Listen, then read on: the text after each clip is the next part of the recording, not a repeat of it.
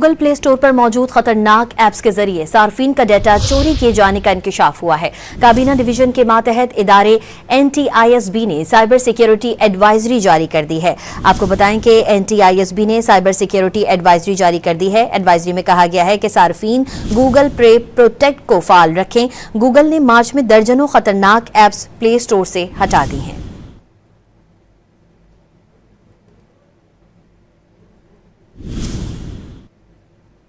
Google play store पर मौजूद खतरनाक ऐप्स के जरिए सार्फिन का डाटा चोरी किए जाने का इंकशाफ हुआ है। काबीना डिवीजन के मातहत इदारे NTISB ने साइबर सिक्योरिटी एडवाइजरी जारी कर दी है। आपको बताएं कि NTISB ने साइबर सिक्योरिटी एडवाइजरी जारी कर दी है। एडवाइजरी में कहा गया है कि सार्फिन गूगल प्ले प्रोटेक्ट को फाल रखें। गूगल ने मार्च में दर्जनों खतरनाक ऐप्स प्ले स्टोर से हटा दी हैं।